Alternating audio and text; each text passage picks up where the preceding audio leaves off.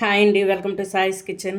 ఇప్పుడు మీకోసం అయితే మరమరాలతో నేను ఉప్మా చేసి చూపిస్తానండి. 10-15 నిమిషాల్లో అయిపోయి ఈ బ్రేక్ఫాస్ట్ రెసిపీని అయితే ఇప్పుడు చేసి చూపిస్తాను. దీనికోసం అయితే నేను ఒక పెద్ద కప్పుతో మరమరాలను అయితే తీసేసుకున్నానండి. బొరుగులని కూడా అంటారండి వీటిల్ని.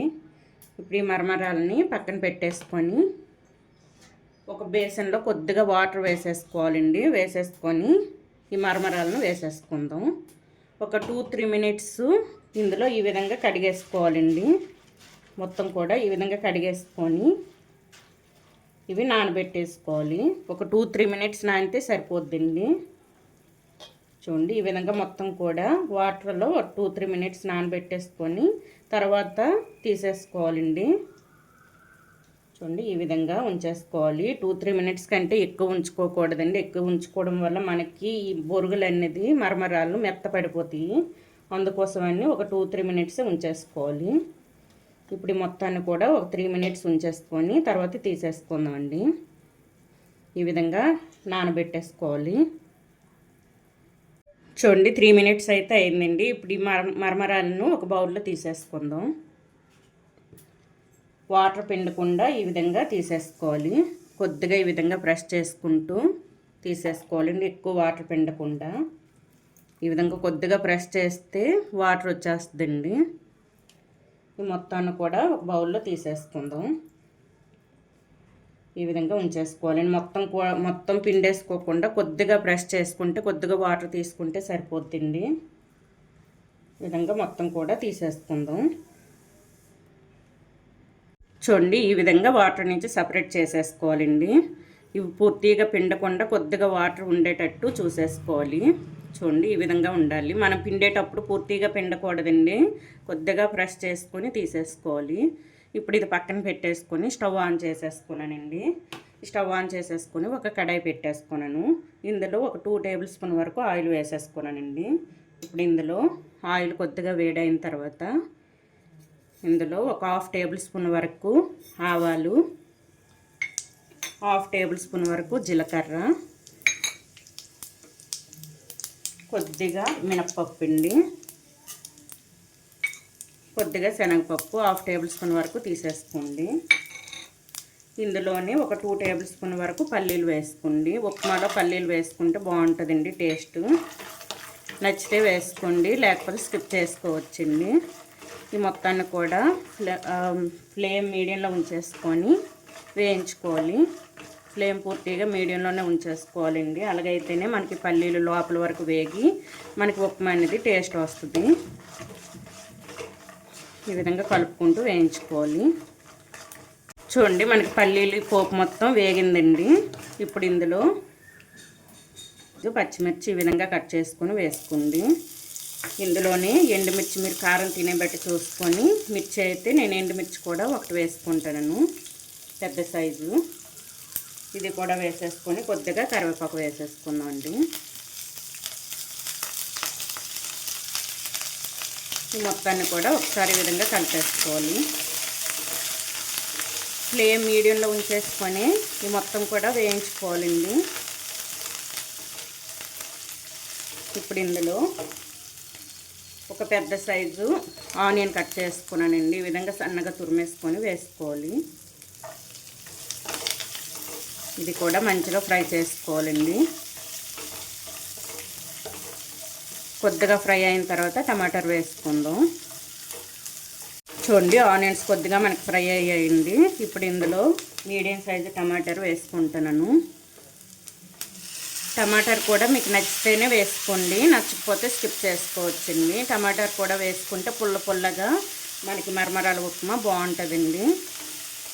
పుల్లగా కారంగా టేస్ట్ అయితే సూపర్గా ఉంటుంది. ఇది కూడా వేసేసుకొని మనకి ఉప్మాకి సరిపడే సాల్ట్ కూడా వేసేసుకుందాం. కొద్దిగా సాల్ట్ వేసుకుంటానండి. ఇందులోని కొద్దిగా పసుపు అండి, ఒక 1/2 టేబుల్ స్పూన్ వరకు పసుపు వేసుకోండి. ఈ విధంగా సాల్ట్ పసుపు వేసేసుకొని మొత్తం కూడా కలిపేసుకోవాలండి. కలిపేసుకొని మూత పెట్టేసుకొని మొత్తం కూడా మనకి వేసుకున్న టమాటాలు కూడా మంచిగా మగ్గేంత వరకు ఉడికించుకోవాలి. ఇది మగ్గించుకోవాలండి మూత పెట్టి. ఇప్పుడు ఈ మూత పెట్టి ఒక 1-2 మినిట్స్ అయితే మగ్గించుకున్నాం. ఫ్లేమ్ మీడియంలోనే ఉంచేసుకోండి. చూద్దామండి టమాటాలు మనకి మగ్గిందో లేదో. చూడండి టమాటాలు అయితే మనకి మంచిగా మగ్గిందండి. ఇప్పుడు ఇందులో ముందుగా మనం నానబెట్టి ఉంచేసుకున్నాం కదండి మరమరాలు, ఇవి అయితే వేసేసుకుందాం. వేసేసుకొని మొత్తం కూడా మంచిగా కలిపేసుకోవాలండి. మనం వేసుకున్న సాల్ట్ అన్నీ కూడా కలిసేటట్టు మొత్తాన్ని కూడా కలిపేసుకుందాం. ఈ విధంగా మొత్తం కూడా కలిపేసుకోవాలండి. కలిపేసుకొని మరో 2 మినిట్స్ అయితే మూత పెట్టి ఉంచేసుకోవాలండి. ఈ విధంగా మూత పెట్టడం వల్ల మనకి ఈ మరమరాలు అనేది మెత్తపడి మనకి టేస్ట్ బాగుంటుందండి ఉప్మా. ఈ 2 మినిట్స్లో మనకి మరమరాలు మొత్తం స్మూత్గా అవుతాయండి. అందుకోసమని ఒక 2 మినిట్స్ మూత పెట్టి ఉంచేసుకుందాం. చూద్దామండి 2 మినిట్స్ అయితే అయింది. మనకు ఉప్మా రెడీ అయిందో లేదో చూద్దాం. చూసారా, ఇదైతే మనకి స్మూత్గా వచ్చింది.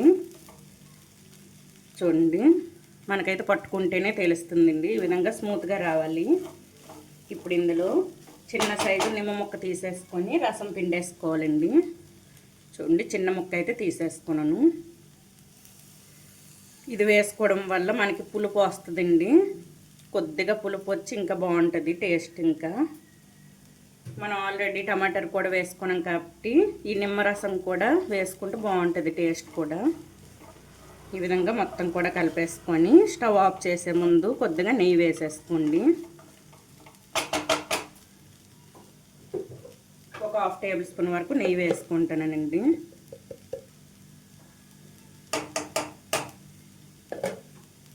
అంతే అండి, మనకైతే రెడీ అయిపోయింది ఉప్మా. ఇప్పుడు స్టవ్ ఆఫ్ చేసుకుంటున్నాను. ఇప్పుడు ఇది ఒక ట్రేలో తీసేసుకుందామండి.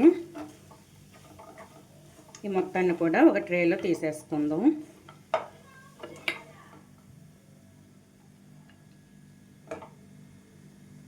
చూడండి చాలా టేస్టీగా ఉండే మరమరాలతో ఉప్మా అయితే మనకి రెడీ అయిపోయిందండి. ఈ విధంగా అయితే చేసేసుకోండి. టేస్ట్ అయితే సూపర్గా వచ్చింది.